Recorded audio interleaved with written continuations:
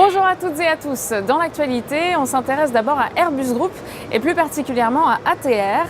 Le leader mondial de l'aviation régionale, détenu en partie par Airbus, a fait état d'un recul de 10% de son chiffre d'affaires en 2016 à 1,8 milliard de dollars.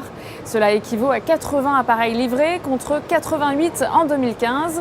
Le groupe toulousain a vu ses commandes fondre de plus de moitié l'année dernière à 36 appareils seulement.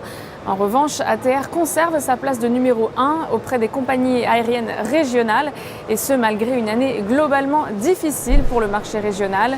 Les analystes de l'OPSA sont haussiers sur la valeur et visent des cibles à 68,50 € et 71 €. On enchaîne avec Alstom qui reçoit sa première commande de tramway à Taïwan. Alstom a en effet signé un contrat avec China Steel Co pour la fourniture de 15 tramways. Le groupe français fournira le tramway Citadis X05, un engin déjà équipé de toute dernière technologie et notamment de moteurs à aimant permanent pour réduire la consommation d'énergie. Ce contrat s'inscrit dans la phase 2 du projet qui fait partie de la ligne de tramway de Kaohsiung et qui mesurera plus de 22 km de long et comprendra 37 stations. Les analystes de l'OPSA sont baissiers sur la valeur et visent des cibles à 24,20 € et 23,50 €. En ce qui concerne la stratégie du jour, nous nous intéressons à Peugeot. Le titre est soutenu dans sa tendance haussière par ses moyennes mobiles à 20 et 50 séances haussières.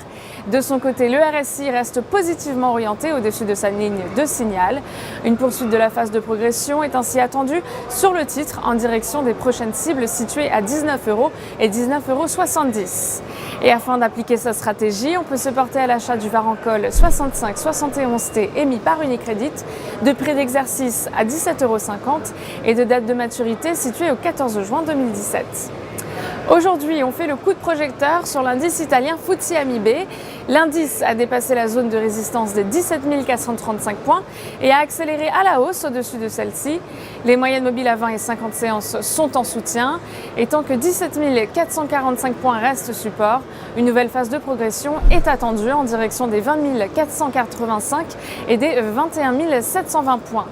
Nous vous conseillons aussi l'achat du certificat Leverage Italia IT7LT émis par Unicredit, de maturité au 15 novembre 2019 et d'effet de levier 7. Ainsi, une variation de 1% de l'indice se traduira par une variation haussière ou baissière de 7% du produit.